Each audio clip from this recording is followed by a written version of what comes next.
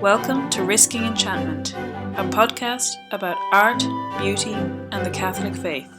Hosted by Rachel Sherlock. Hello and welcome back to Risking Enchantment. This is our first episode after the summer break and we're thrilled to be back with you. And joining me this week is Phoebe Watson. Hello! I'm so happy to have you back on for my first episode back.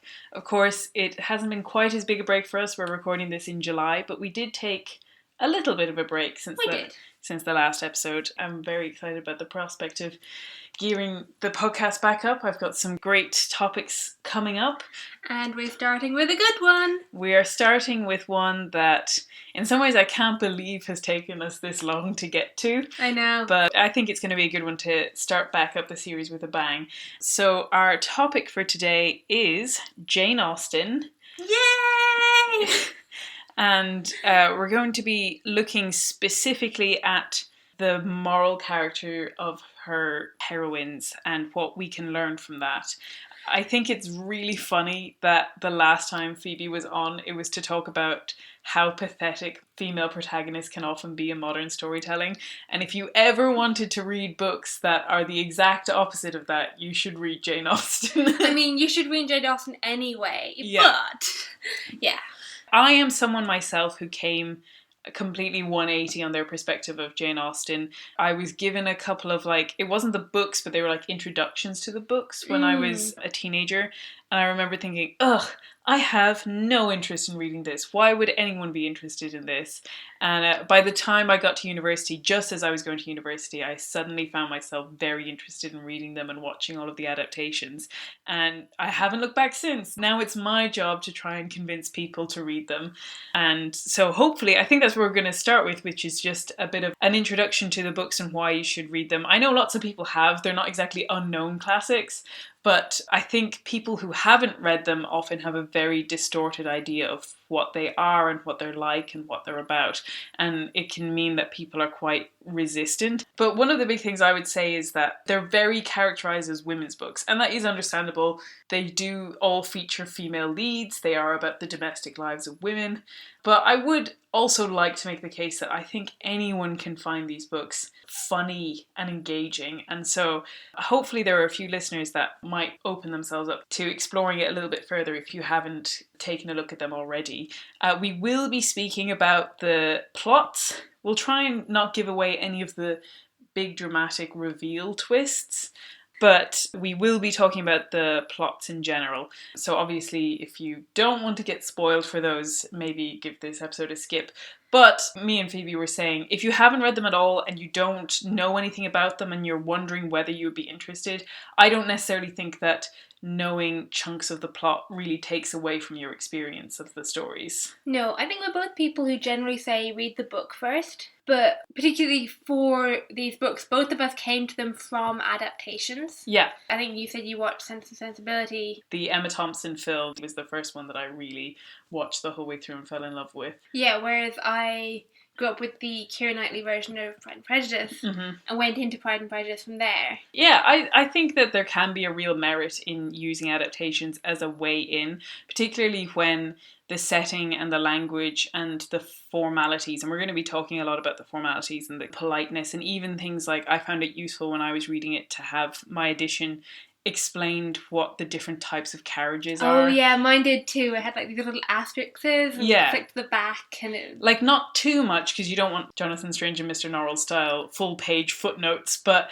just a jig is different to a barouche because of these things. I found those helpful, but at least in terms of getting into the language, I actually think watching some of the adaptations is helpful. And yeah, so I would actually encourage many of them, but despite growing up with the Keira Knightley film, I think you've swapped completely to the BBC Go for the BBC. BBC miniseries with Colin Firth and all of that. You were the one who introduced me to that one, remember? Really? I'd totally forgotten about that. Back when we lived together in university, which was wonderful. That's actually a really great example because your brother sat in watching those for us. And my dad loved them. Yeah, which is a great example of, I think, people allowing themselves to let their guard down with their expectations, because I think the thing that people are most afraid of when it comes to Jane Austen, and perhaps kind of rightfully so, is having to read about really simpering, sickly sweet female leads who do a lot of swooning, and they're essentially afraid of reading the Gothic novels that Jane Austen was deliberately not doing. Yeah, that's a really funny thing that I kind of get a little bit of a kick out of. It's a very, very nerdy sort of literary joke. But if you've been listening to our podcast for a while, you'll know that we talk about romance and the romance genre and how that has been traditionally different to what we term romance now, which is now we only kind of confine it to romantic relationships. But previously it would have been more about the sense of like sinister foreboding and exotic locations and travel and supernatural elements, and yes, romantic in terms of like amorous relationships, but yeah, it was a much bigger kind of genre. Whereas what Jane Austen was writing was what was termed realist or socio-realist, because it wasn't about any of those things. It was about the real lives of real people that you could actually expect to happen in these kind of situations. So I always make the joke that Frankenstein is a romance novel, whereas Pride and Prejudice is not. That's a good one. And yeah, her characters are also just so real. Yeah. That they are people in a world that's a little bit different to ours, but it's one that you can really get into and immerse yourself in, and come to love them as actual people rather than caricatures of people. Yeah, they feel very true to life, and that's going to be a huge part of why we're talking about the morals of Jane Austen's characters, is because she crafts them so well, and every character is seen almost entirely through a moral light. Like, what are their moral failures? What are their virtues? Like, how do they succeed in the world? And they're just so striking and believable. And I was just saying to Phoebe, I don't think there's a single other author in all of history who I would be more delighted and afraid to have describe me. Yeah, you think of that as like going off into that world immediately, trying to wonder what you'd be like in that, and then you shiver with horror and flee. Because you know she would see through all of your mannerisms, through all of your pretenses that you put up. And she's so incisive and so concerned with virtue, but she's also so cutting and so sarcastic. It's often very funny. Like, I was saying this to someone recently, that Pride and Prejudice is laugh out loud funny, and not just once or twice, like consistent. She reminds me in some ways, it's really funny because their topics are so different, but in terms of their attitudes to describing people and that sense of sarcasm, she really reminds me of Flannery O'Connor, who said that I don't deserve any credit for turning the other cheek because my tongue is always in it. And I feel like... You do realise that you've just started a Jane Austen podcast with a quote of Flannery O'Connor. That's all you can expect from me, Phoebe, and I'm going to continue quoting Flannery O'Connor. I will also quote Jane Austen. So are we going to retaliate with a quote of how Jane Austen is funny? Yeah, in fact, she has this really hilarious quote about how, and I think this would really challenge people's preconceptions of what they think a Jane Austen novel is like. She said, "I could not sit seriously down to write a serious romance under any other motive than to save my life. And if it were indispensable for me to keep it up and never relax into laughing at myself or at other people, I am sure I should be hung before I'd finished the first chapter." So, I mean, all of her novels are so scattered through with all of these very cutting and funny remarks. One of my favourites is from Pride and Prejudice, where the father of the main family sort of has to begrudgingly tell his daughter Mary, who doesn't enjoy socialising and prefers to just play the piano, and he has... Oh, that's such a mean one. You have delighted us long enough. It's amazing. But yes, it's very cutting, but it's also very funny. And he also has, his wife is quite neurotic and quite flappy and always like in a tizzy, and so she's always complaining about her nerves. She says to Mr. Bennet, "You delight in vexing me. You have no compassion for my poor nerves." And he replies, "You mistake me, my dear. I have a high respect for your nerves. They are my old friends. I have heard you mention them with consideration these last 20 years at least." You did very well to not laugh while reading that. They're wonderful, and I think almost all the novels are pretty funny. Certainly Pride and Prejudice and Emma are probably the funniest. And I'm sure anyone who's read Jane Austen will know all of this back to front, so apologies for taking a little bit of time to get to the topic itself. But just to give like a little bit of an introduction, there are unfinished novels and like kind of part novels, but she wrote 6 main novels, some of which were published after she passed away. So she published, I believe the order is Sensibility, Pride and Prejudice, Mansfield Park, Emma, Northanger Abbey and Persuasion. So those are her 6 novels, and we will be touching on pretty much all of them during this discussion. So hopefully we'll be able to give some context as we're going along. And will we reveal our favourite now, or leave it for people to figure out? Maybe at the end, we can say it at the end. Mm-hmm. But to give a little bit of perspective on Jane Austen, I think it's always kind of interesting to reflect on the fact that Jane Austen was someone who never married, but she stayed very close with her family her whole life. And I think the family dynamic in her books are so real and so tangible. In a painful way as well as a nice way. Yeah, like you absolutely. have some beautiful relationships between sisters, and you have some horrendous ones that break your heart. Yeah. And she also really experienced the full spectrum of, I would say, middle class life. I don't think she ever dipped down into like the real sense of poverty, but within the spectrum of what was the middle class at that time, she very much fluctuated across the entire spectrum. So she was at the very bottom rung of that ladder for quite a while, in which they couldn't afford very much and she was quite ill, and they sort of were moving from very sad apartments to very sad apartments, and then throughout her life it fluctuated. And so I think Jane Austen had that ability to look into all kinds of aspects of these people's lives, and her stories are very much primarily about this kind of middle class, but all of it is really grounded in her moral and her specifically Christian beliefs. Her father was a vicar, and she was very devoutly religious, and this was also at a time where that meant for her and her family that she prayed 6 times a day. They prayed as a household twice a day. In some ways, I think we can take, especially outside of a Catholic context, there's some expressions of Christianity now that are very personal and not made manifest in very obvious ways. I was reading, which I didn't realise at all, which is that when she died, she was buried in Winchester Cathedral. Yeah. But it wasn't for her writing, because she wrote that anonymously, but that she was revered within her community for her consistent charity work. That's really cool. It was something that was very manifest, and actually that's one of the really important parts, which is that for her, your faith was something that you did more almost than something that you felt. That It was very much a set of moral standards based on virtues that dictated how you lived your life. And there's also quite a visible church. Mm-hmm, yeah. Like it is in the era of the Church of England as a visible institution. Mm-hmm. And it's a corrupt institution, but it's still an institution, and you have good clergymen and bad clergymen. Yeah, absolutely. And I was reading some of the prayers that she wrote. Oh, lovely. Which I thought was really interesting. The person who was, this was in an article from the Imaginative Conservative on Jane Austen's morality.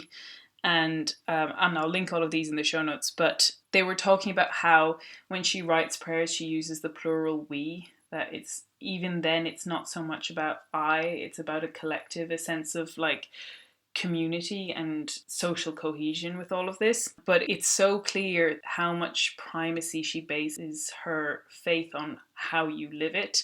So this is from prayer number 2, which says, "We are conscious of many frailties. We remember with shame and contrition the many evil thoughts and neglected duties. And we have perhaps sinned against thee, and against our fellow creatures, in many instances which we have no remembrance. May the comforts of every day be thankfully felt by us.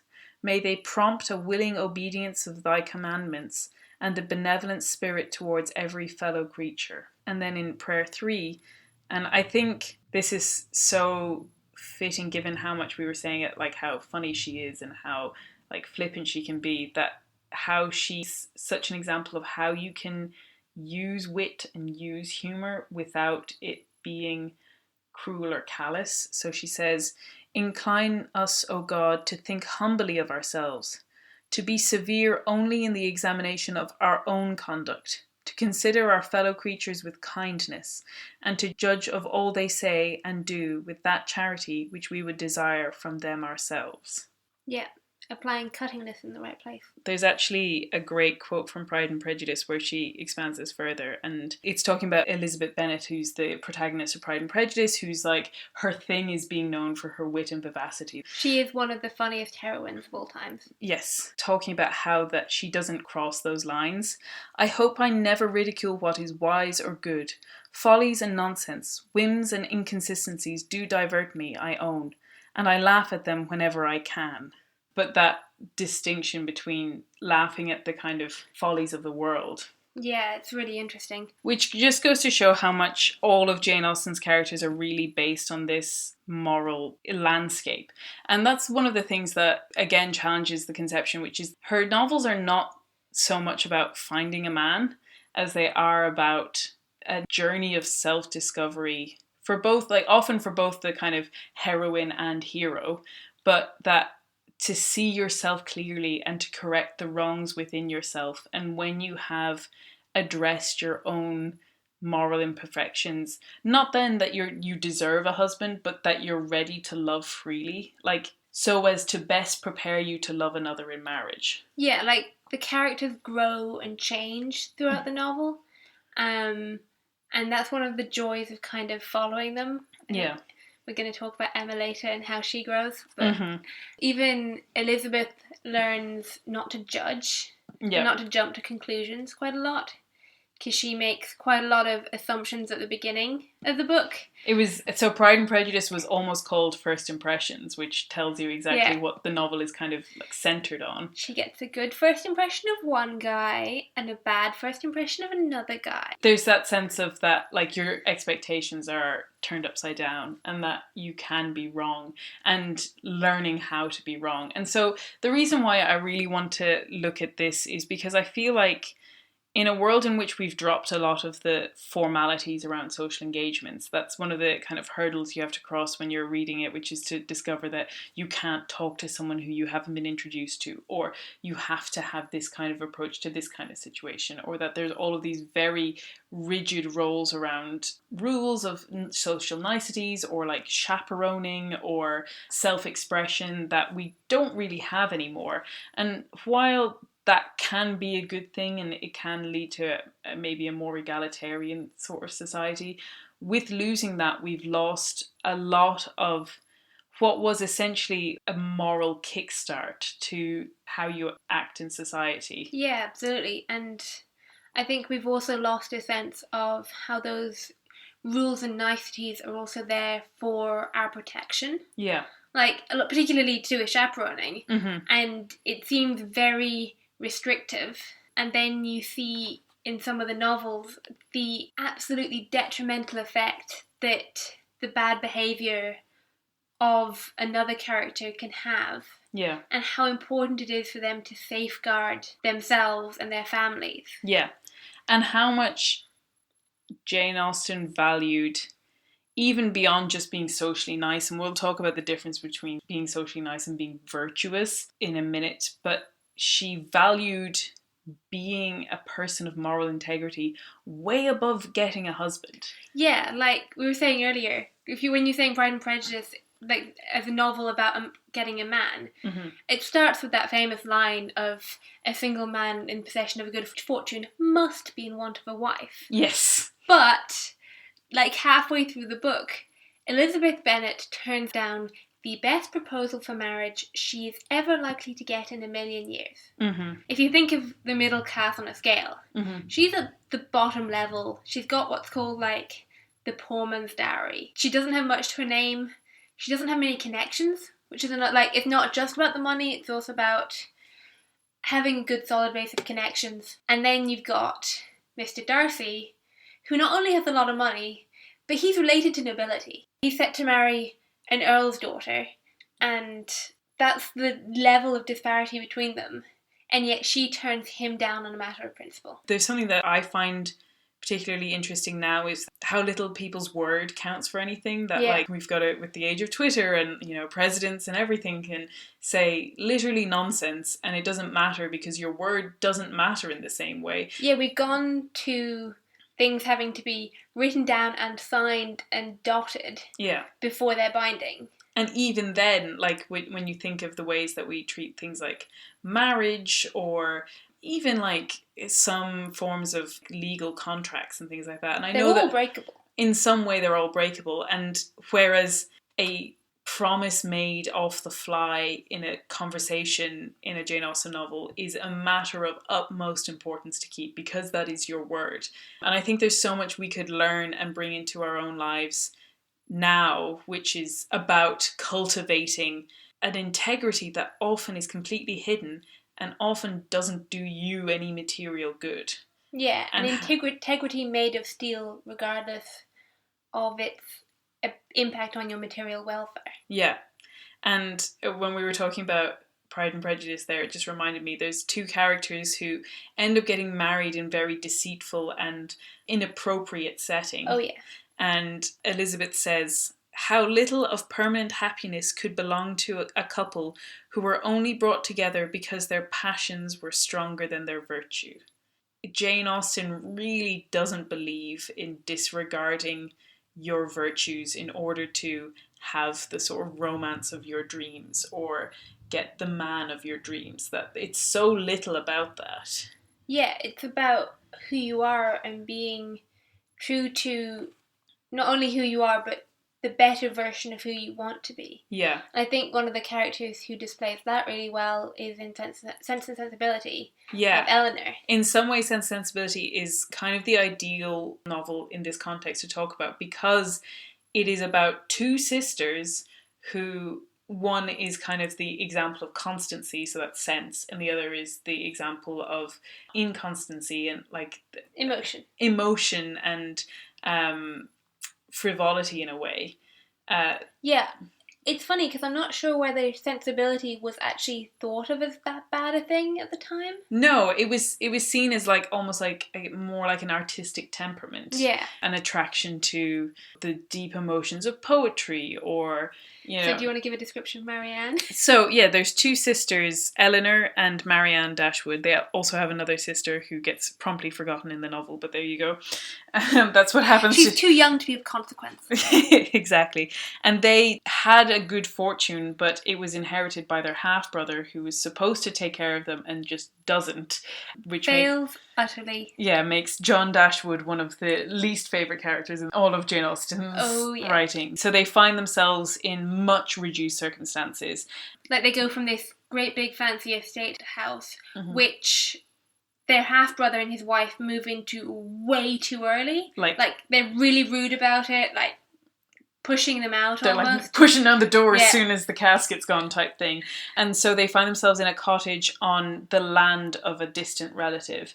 And in the middle of all of this, both of them encounter people that they fall in love with. It's quite funny. I was just watching it with my friend Zoe 2 weekends ago. She had never seen it before and she was like, Rachel, this is really distressing. Why have they met the good looking guys a third of the way into the movie? What's going to happen now? And so what happens is Eleanor finds out that the man that she was in love with, Edward, is secretly engaged to someone else, and he became engaged to this other girl when they were very young, and it was clearly something very impulsive. But Edward is obviously so bound by his word with proposing that he's refusing to back down on it. And Eleanor is told by this woman, her name is Lucy Steele, in confidence.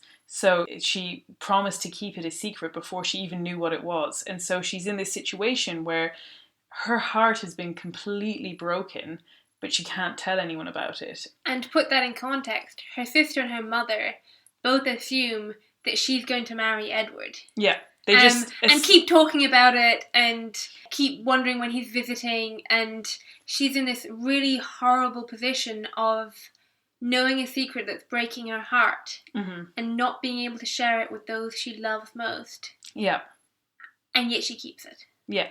And Lucy Steele, the breaker of her heart, is also deliberately being rude to her. You kind of get the feeling that she suspects that Edward has feelings for Eleanor, so she keeps kind of rubbing it in her face. So Eleanor is in this situation where she is in the prime example where everyone now would be saying, like, go behind Lucy's back, like, do all of these things, and she refuses to. That there's something unbreakable inside of her that says that that's wrong to do. Yeah, that in this world would say, what do you owe Lucy? Mm-hmm. Whereas for her, it's not what she owes Lucy, it's what she owes herself. Yeah.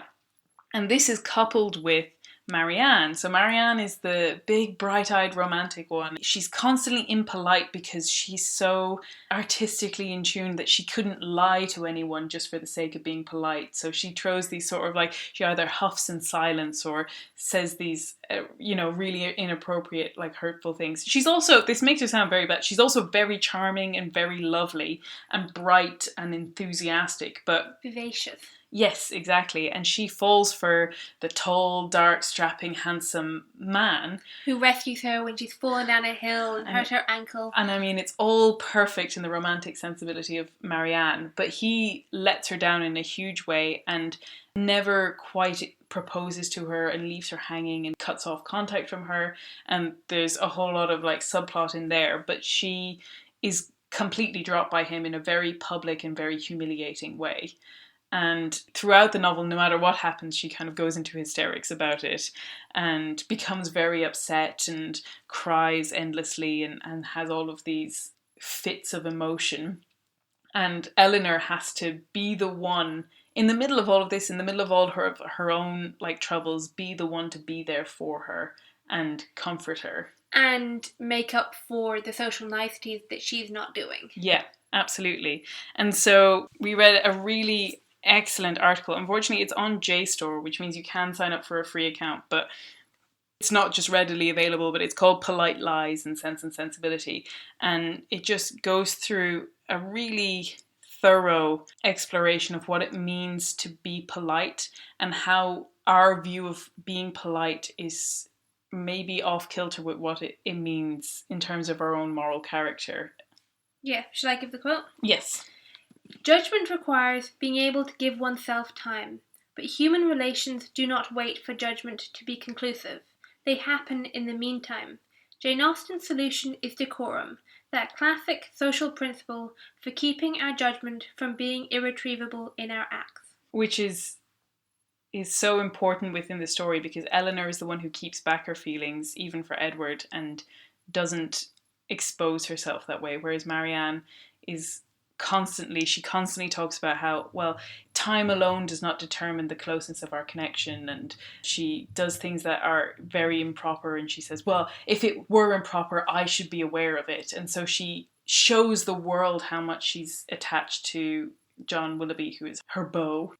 And so it's this real lesson in what it means to hold back or be reserved and what that means in terms of the genuineness of our feelings, because Eleanor is constantly accused of not having strong feelings because she doesn't perform strong feelings, but that there's so much we can learn about being moral, because not only just with her romantic attachments, but Marianne is just very quick to judge everyone. So as soon as she decides that someone isn't up to her moral standards, she kind of just shuts down immediately and refuses to engage with them. Or insults them. Or insults them.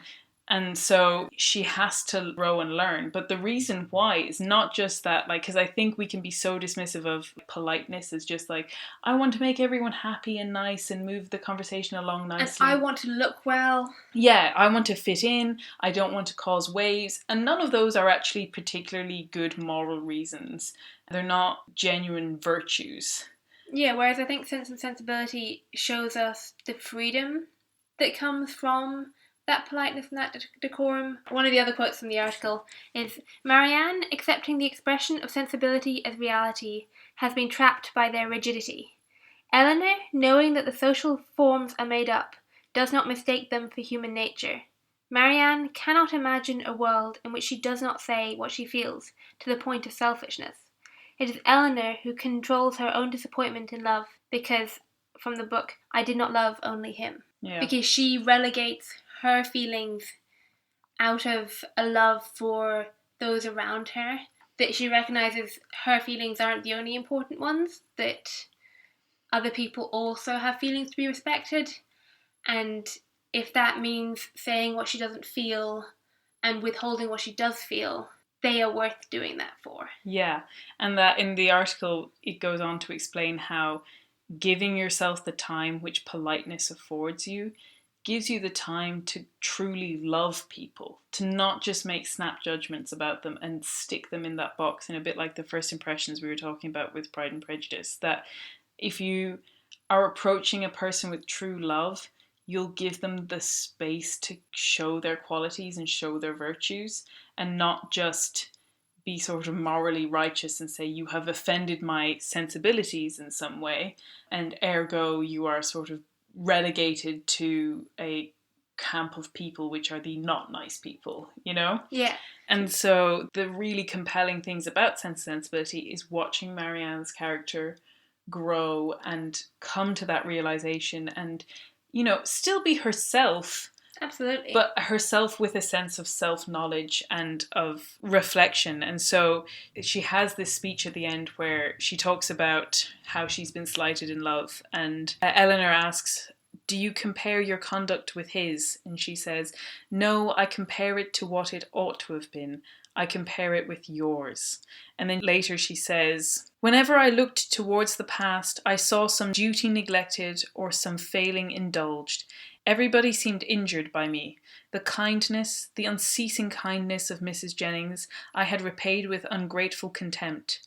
To the Middletons, to the Palmers, the Steeles, to every common acquaintance even, I have been insolent and unjust, with a heart hardened against their merits, and a temper irritated by their very attention.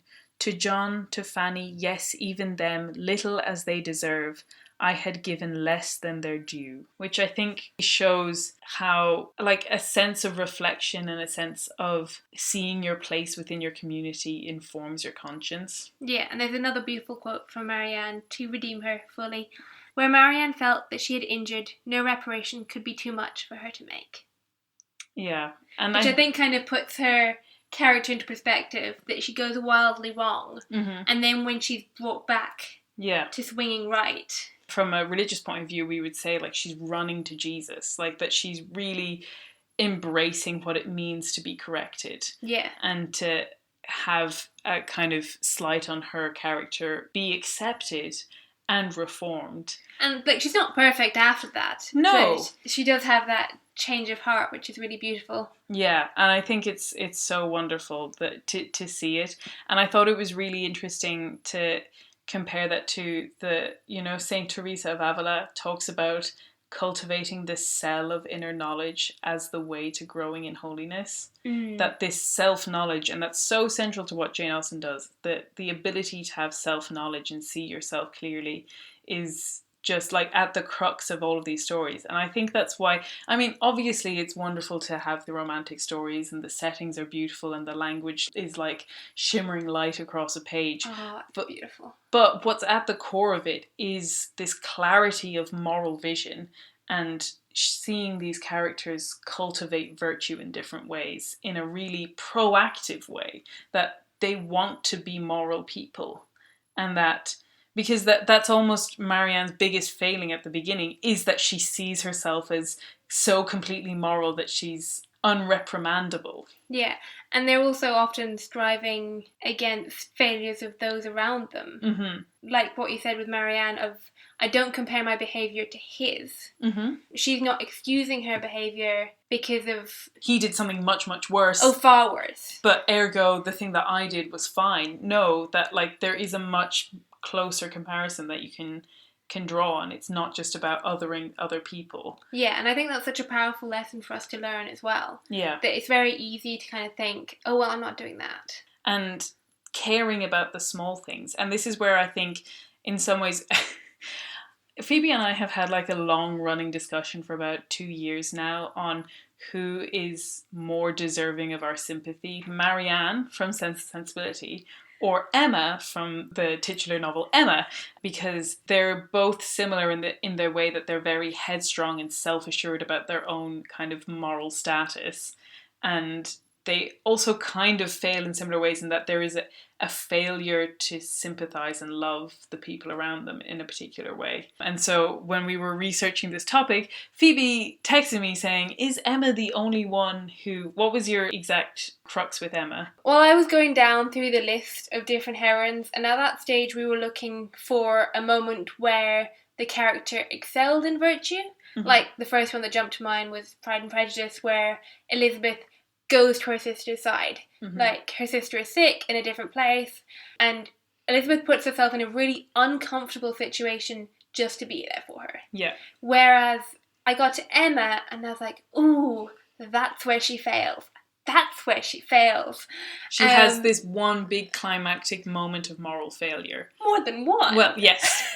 That's kind of even more to the point. Yeah. That, like, she fails in a couple of different ways. Yeah. And probably more so than any of our other heroines, in that Marianne is also led on into bad behaviour. Yeah. Whereas Emma, in at least one of the situations, just waltzes into it despite having been continually warned that it's a bad idea. Yeah. So, do you want to give like an introduction to the story of Emma? Okay. So, Emma is the richest girl in the neighbourhood. In the words of her counterpart, Mr. Knightley, she suffers from being a pretty woman and a spoilt child. And near the beginning of the novel, she's kind of become a bit of a matchmaker, and she takes under her wing this girl from the boarding school who's socially quite inferior to her, and essentially talks her to being in love with someone else in the novel, Mr. Elton, Mm-hmm. who's the new curate. But through promoting that match, which is very eligible, Mr. Elton thinks himself encouraged by Emma to the extent of him proposing to her instead. Yeah. And it means a real embarrassment for her friend Harriet that she's raised up, and a real moment of utter contempt for Mr. Elton, who she would never consider. Yeah. That she's kind of put herself up on this pedestal that she couldn't imagine him thinking that it was okay to propose to her. Yeah. It's a very like humbling moment. Yeah. So that's the kind of a really interesting one that she's really walked into, because Mr. Knightley was warning her about it. Not necessarily that Mr. Elton was becoming particular in his attention to her, but that he would never marry Harriet. Yeah. And that he was not a good enough man to marry Harriet either. But it's really a novel about having generosity to people in different positions in life. Yeah, and how that generosity might have to take different forms. And also, I think one of the important things is to see Emma as, because she is such again, another one of Jane Austen's very complex characters, that people can have a huge amount of virtue in one area and then have blinkers on in another. Oh, yeah. So one of the most endearing things about Emma is that she has this very trying, like as a reader, very annoying father who is this hypochondriac and essentially goes out of his way to sort of spoil every situation by taking too much care of it. Like, nobody can go out to the party because it's far too cold, or nobody can have rich foods because it'll make their stomachs turn. Yeah, there's one instance where they say that he would have, by his generosity, wanted them to eat as much as he wanted, but his care for their digestion probably meant that they couldn't eat very much at all. Mm-hmm. So Emma is really glad to be able to kind of come into the afterwards and give them both a massive slice of cake.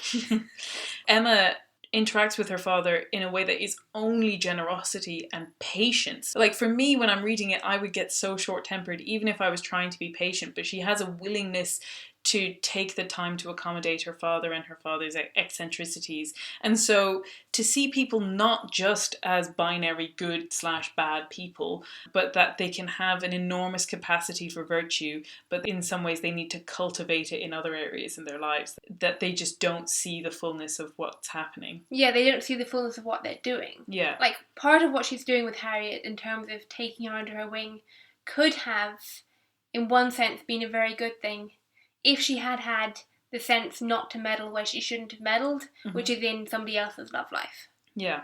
And so when I said she has one big climactic moment, the novel sort of hinges on a moment in which she, in the spirit of fun and games of like a party, she unthinkingly makes a very cruel, mocking point about someone in a much lower station than herself.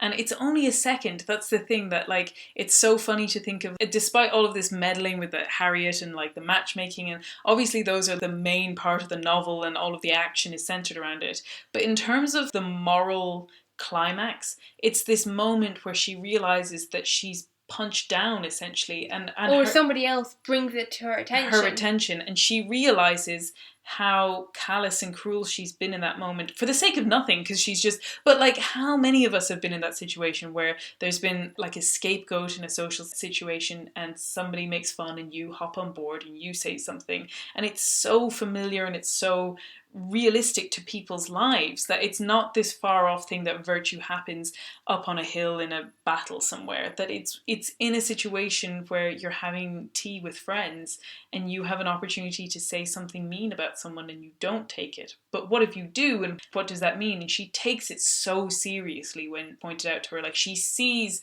how much you can extrapolate out from that one moment. Yeah, there's the great quote of, badly done, Emma. Badly done. And then she goes home in tears. Yeah. And takes that and goes the next morning to try and make amends. Yeah. Actually being active in that. And again, a bit like, it's funny because she has so much patience for her father, but the woman who she kind of directs this insult to is kind of very similarly annoying. Like, it's that same kind of testing, trying, need for a lot of patience. So it's not like it comes out of nowhere. Like, you can see how much you would be in a situation where you would get frustrated with someone. Yeah, like what she says is the worst because it's true.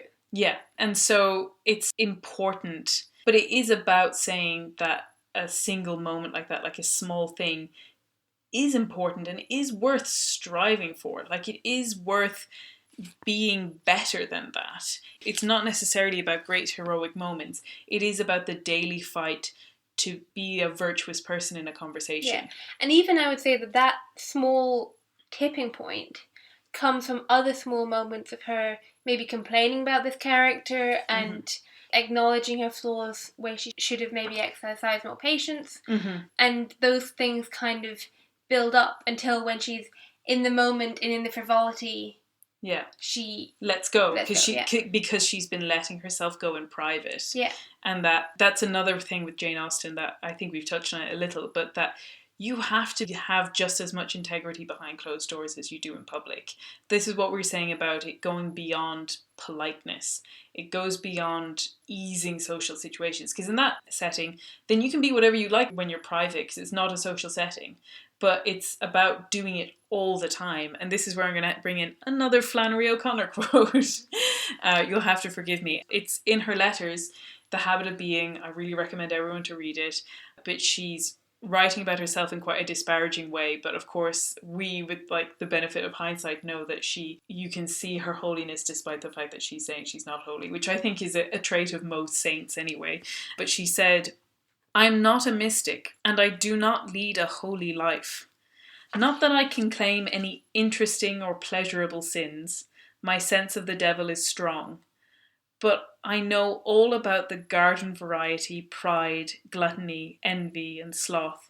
And what is more to the point, my virtues are as timid as my vices. I think sin occasionally brings one closer to God, but not habitual sin, and not this petty kind that blocks every small good. A working knowledge of the devil can be very well had from resisting him." I love that. I think that's going to bring us into one of our other heroines. Mansfield Park? Yeah, probably the most timid of all of them. Yes. Yeah, Mansfield Park is definitely the one I think typically readers struggle the most with. I think we should take a moment to apologise for anyone who's on a whirlwind tour at the moment of this novel, this novel, this novel, this novel. Apologies. They're all great, read them all. Yes, and they all exemplify what we're talking about in different ways, but hopefully it's not too confusing. I'm sure when I go back to edit this, I'll be like caught in a whirlwind of Jane Austen names. What better place to be? But Mansfield Park is typically people's least favourite novel. And if you want to read a great defence of Mansfield Park, I would really recommend Hayley Stewart, who is on another podcast called Fountains of Carrots, which is also very good. It's another kind of Catholic perspective on life and vocation, and also kind of art and culture as well. But she, on her blog, which is Carrots for Michaelmas, wrote a defence of Mansfield Park, and it's the best one I've ever read. I think it's brilliant, so shout out to Hayley. It was great. Mansfield Park is centred on Fanny Price, and she is the poor relative of a wealthier family and is taken in as a generosity and is raised with them, but also, I guess, in a way apart because she's not actually part of the family. Yeah, I've just started rereading Mansfield Park. I've got about a quarter of the way through. But one of the quotes that came up to just show how she's taken in is, nobody meant to be unkind, but nobody put themselves out of their way to secure her comfort. And it's a very telling story of a family of indolent, happy-ish people who don't practice virtue. Yeah. And undermine each other in different ways. That they think they're good enough because they're not doing anything particularly bad. Yeah. And there's an aunt called Aunt Norris who, Mrs. Norris from Harry Potter, is named after this character as a jab at how hated she is. I only made that connection like 2 days ago. Really? Oh, that was one of my fun Harry Potter facts I had growing up. But she's just so rude, and she constantly makes Fanny feel like she's caused so much trouble to the family for taking them in. That Fanny should be so grateful to the family for having taken her, and also so grateful to her, the aunt, Mrs. Norris, for organising it. Yeah. Like, Mrs. Norris essentially talks other people into doing the good that she can't be bothered to do herself. And then takes credit for it. Yeah. And so Fanny Price is exactly the type of character who would feel that very greatly. She's very reflective, quiet, timid. She's also typically shown to be kind of frail in terms of her health. She's not very well. She's not kind of robust, but she can't walk very far. Any kind of exertion will tire her out. But at the same time, she will exert herself to serve those around her and really goes out of her way to make their lives easier. And the reason why a lot of people don't like her is because she's this one of the articles describes her as raw morality. Like, all she is like a good person. For a lot of people, for myself actually included, it can be quite tiring to read because she's a bit of a killjoy in many ways. I would say, at the moment at least, because I am finding it quite tiring to read, but the tiresomeness is coming from Mrs. Norris. Yeah. Because she's not just a bad character, but that you actually have like a page long of her conversation, which is painful. You're like, ugh.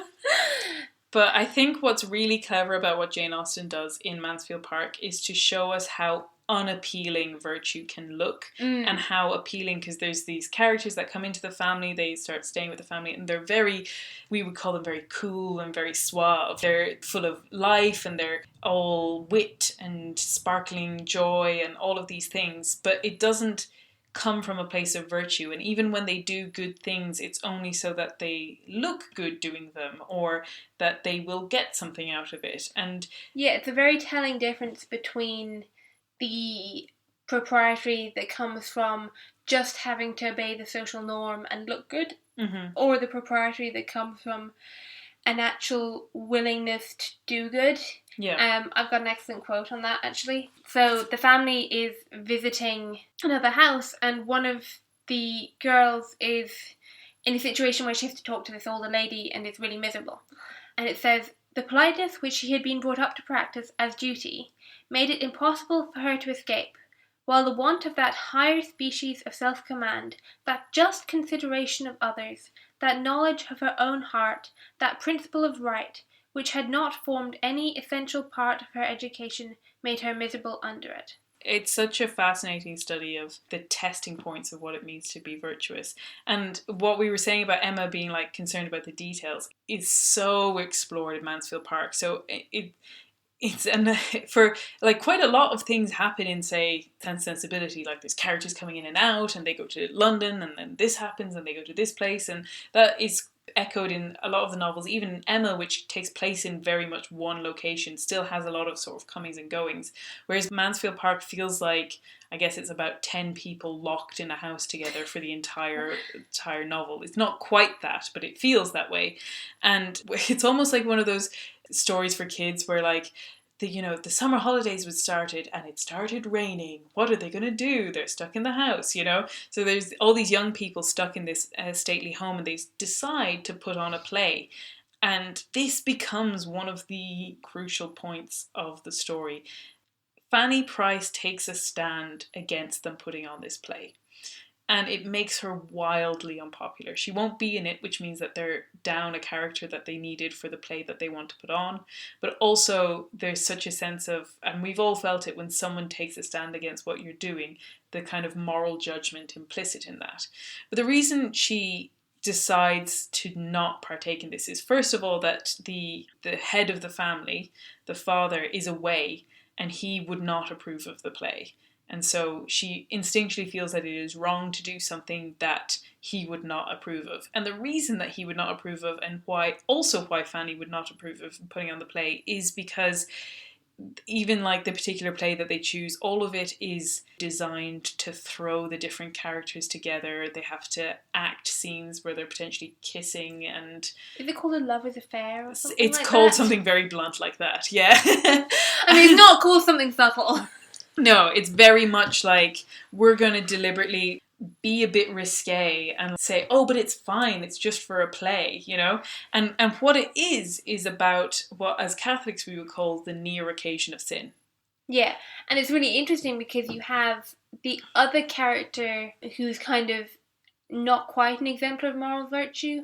So Edmund is the son of, in this family, mm-hmm. and he's maybe 6-7 years older than Fanny. Mm-hmm. And he's kind of the best of the lot. Like, he takes pretty good care of her most of the time. Yeah. And he's the one, he's going into the church as a vicar. And yet, he's kind of borderline between, is he in the play, is he not? And he gets swayed into it. Yeah. While Fanny's taking her stand. Yeah.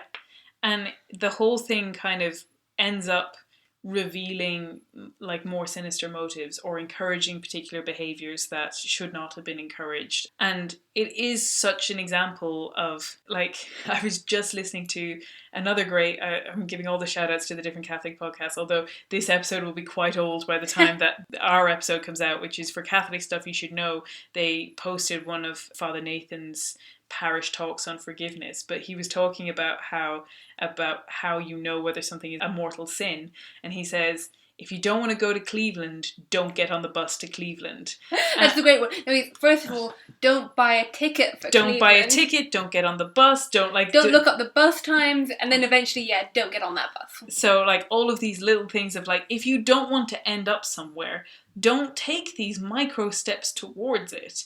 Don't, engage in these behaviours that like, maybe you can pull yourself back from. Like, sure, you can check a bus timetable, but that doesn't mean you're going to Cleveland. But suddenly you find yourself on the bus to Cleveland. Like, it's such a good example of, like, what it means to be in a near occasion of sin. And that's why this thing, which when you're reading it, because, like I said, in many ways that not a lot happens in this novel. So the play is the first thing to sort of happen. So as a reader, I certainly felt like, well, I just wanted to go along with it because, like, that means something's going to happen.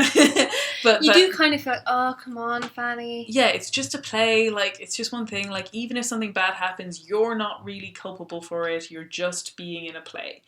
And, Austen and Fanny Price, her character, are telling us, no, that's not good enough. You have to hold yourself to a moral high standard. You can't compromise yourself. And when you do, it leads to hurt and ruin and all kinds of negative consequences. Yeah, because we see later in the novel when two of the characters run away together and do something very scandalous. So both of them have a sister, and they ruin both of those sisters' lives as well as their own. Yeah. Because that means that their sister's prospects are ruined. Yeah. No, like, going back to Pride and Prejudice, just to quote it, who will take us now with a fallen sister? Yeah. And that's a very real thing of the time, but also a very good illustration of the community effects of sin. Yeah. That what you do has a reflection on your family. And also just, like, physically impacts us. So, like, now you mightn't say that just because one member of your family did something scandalous that, say, like, your quote-unquote prospects are ruined. But that sin is real and impacts the world around you and forces your community to take on the effects of your sin. And we have really lost that sense of community when it comes to recognising that we have a duty to be good, upstanding people. Not that we have a duty to be sort of perfect and make ourselves perfectly useful for everyone around us, but that sin is not private, and that our relationship with God cannot be purely private, that it is something that impacts our community and the world around us. At the very beginning, you were talking about Jane Austen and chapels, and there was a really interesting quote in Mansfield Park about, as I said, Edmund is going into the church. He and another couple of characters are talking about that obligation to pray every day, because they're in this chapel, and one of them is complaining about, oh, you're getting the servants up, and when they'd much rather have like an extra 10 minutes in bed, and can't they pray so much better when they're not being obliged to pray and not being forced into the chapel? It's kind of her stance on it. And he says, the mind which does not struggle against itself under one circumstance, aka in the chapel, would find objects to distract it in the other. I believe, and the influence of the place and of example may often rouse better feelings than are begun with. That's really fascinating. And I think so much of our culture would say that now. We had a sermon from a priest this weekend who was saying that, like, there's never the perfect time to pray. That you'll never, in terms of doing your to-do list, like, oh, if only I finish all of my to-do list, then I'll have my brain clear and then I'll be able to pray. And how that's not what Christianity and Catholicism is about. Yeah, if you're building yourself into the habit of going into that situation to pray, that's when the feelings kind of might follow. And even if the feelings don't follow, you're still doing better than you would be if you weren't putting yourself into that habit of prayer. Yeah, I think that's so good that we see how much virtue is related to the concept of religion in Jane Austen. Because I think because she doesn't really pontificate about faith very much. She doesn't like essays. No. Unlike a lot of authors of her times. But that doesn't mean that religion is not part of the way that she's seeing the moral makeup of her stories. Yeah. So I think that leads us into our you'll be relieved to know, it leads us into our final example. We're going to skip Northanger Abbey.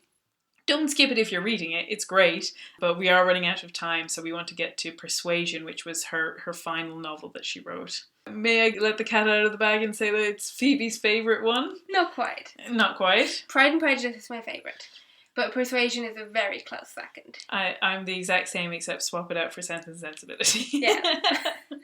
It's one of the shortest. I would say if you're reading them, start with Pride and Prejudice, and then Persuasion or Sense and Sensibility are pretty good bets. Emma's a bit longer, and you can maybe find it difficult because I'm pretty sure Jane Austen said that in Emma she wrote a character that everybody would hate and then made them like her. Yeah, that's very much the case. Yeah, and then Mansfield Park is again quite long and quite difficult in some ways. And then the tricky bit about Northanger Abbey is that it's referencing another book. Or really another genre. It's very much a kind of satirical look at the Gothic romantic genres that we were talking about at the start, and has quite long treatises on the nature of like literature and fiction. But it is also very fun. The only thing I would say about putting Persuasion so early is I read them in order of publication, and there is something really beautiful in how mature Persuasion is as a story. That's true, actually. I think it was one of the last ones I read as well. Yeah. So there is that. So Persuasion is a novel about this 27-year-old lady called Anne Elliot. And as someone who is shortly to turn 27, I can tell you with great assurances that in Jane Austen's world, I am practically an old and infirm maid. Yeah, you're not quite, but pretty much. Yeah. So you've got this character who was proposed to when she was 19, fell in love with this guy, and from the influence of her godmother, was kind of put under obligation to end that engagement. And that's a really interesting one because not only is she made miserable, she obviously upsets him greatly, and when he comes back into the novel later, he spends about 3/4 of it being really angry with her and therefore not talking to her because he sees her as she that gave him up. And yet, even when she's at her most miserable, she never regrets having done what she saw as her duty. Yeah. She does regret breaking it off because she says that if she was ever in the situation that her godmother friend was in, she would not give that advice. Like, she thinks she would have been happier in continuing the engagement. But she still sees her duty as she that stood in a mother to me told me to break it off. And that anything beginning with the inauspicious beginning of breaking the duty to her godmother would not have resulted in something good.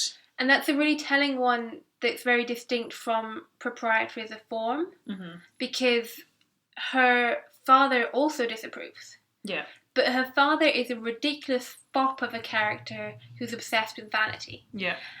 And she does not see his opinion as worth breaking off the engagement for. She would have persisted in opposition to her father. Yeah. Because her moral judgment is more sound than her father's. Yeah. Whereas for her godmother, that's who she's called on to trust and obey, and therefore she does. Yeah, and I think that's so important because we really, again, a bit like we don't see the importance of keeping our word, we don't see the importance of duty in the same way. Absolutely. And that there is a respect for the people that are owed our duty. And she does have a degree of duty to her father in the sense that she still physically cares for them, like minds their household, because her father and her sister are too idiotic to manage anything. Yeah, and she also feels for them whenever their pride is insulted. Like, truly insulted. Yeah. Like, she's the one who feels it most when her father has to leave, like, his stately home and go live in a house in Bath because he's too poor to keep up the estate. Yeah. And she feels for his loss in a way that he's not able to. Yeah. Because all he sees is vanity and he's been able to be flattered into this course of action. Yeah, and so it's not just that, if someone's sort of an idiot that they don't deserve your duty. Like, she does act with a sense of duty towards him, but that if she were to go against her moral integrity to enact what he wanted, that would also be wrong. Like, you can't forsake your own morals for someone else's just out of duty. But no, you have to, if you're going to forsake what you think is right for someone else's, you have to trust that person's judgment. Yeah. And what she's saying is that as a 19-year-old, she's in the position where she's expected to be trusting an elder's judgment. Yeah.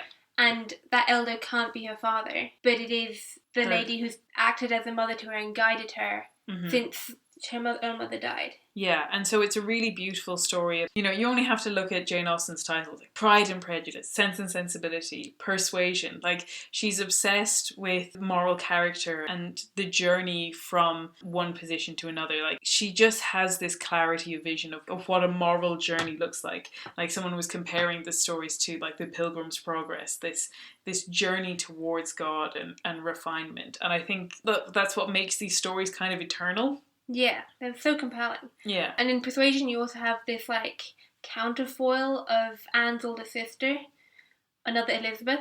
But in this particular case, Elizabeth is trying to get out of doing something right that she doesn't want to do. And it was a struggle between propriety and vanity.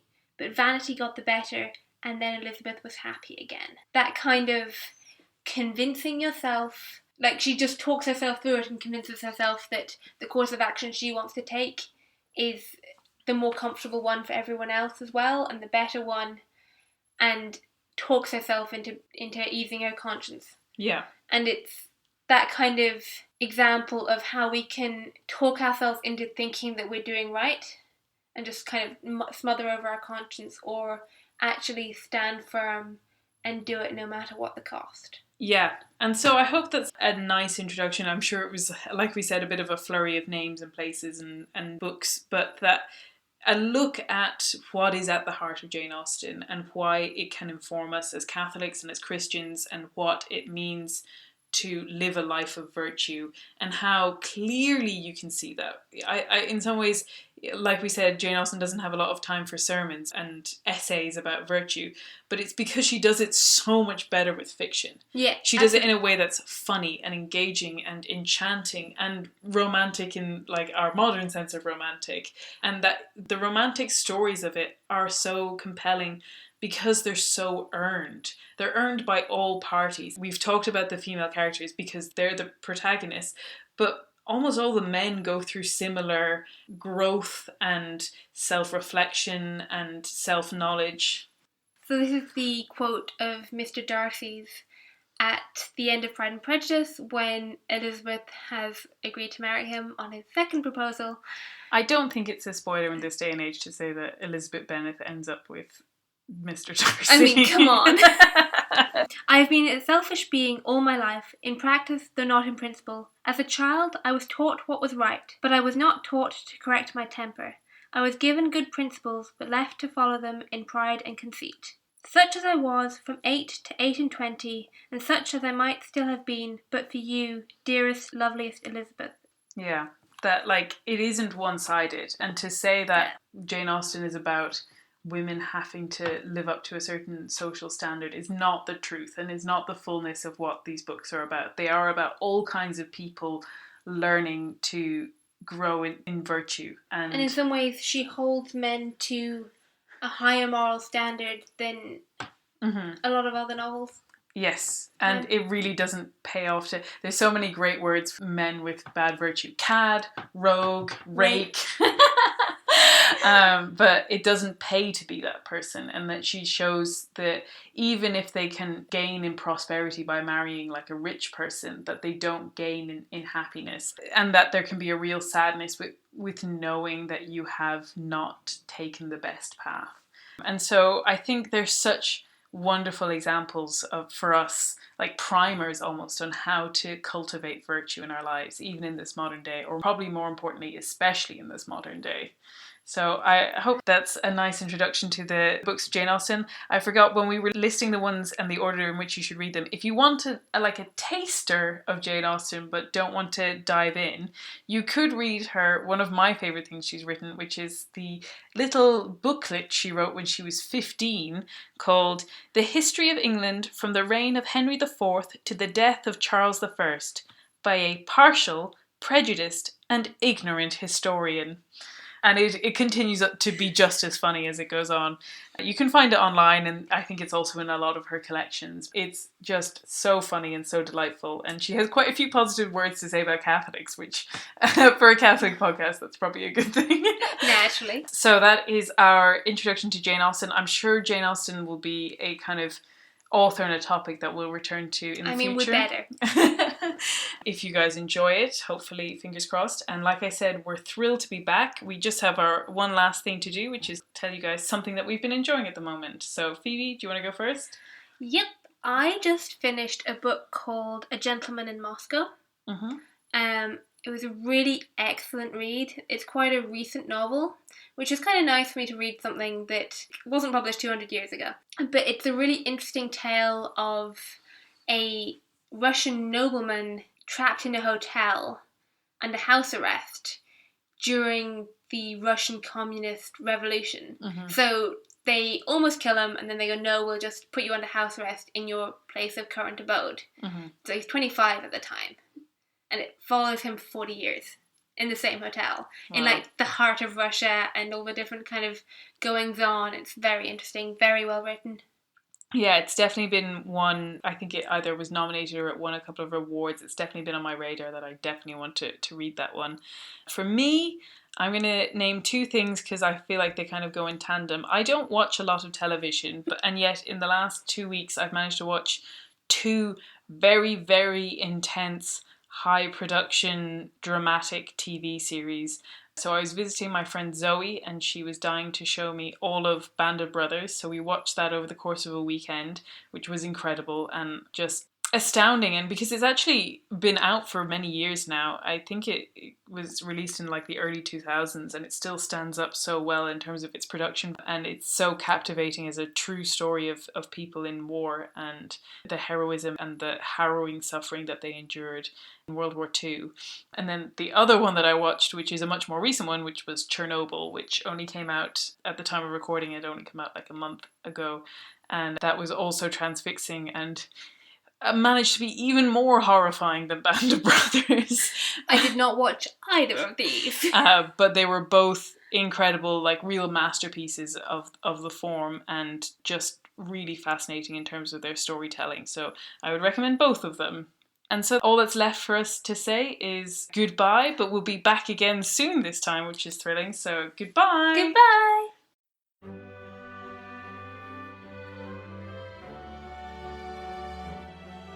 This has been Risking Enchantment.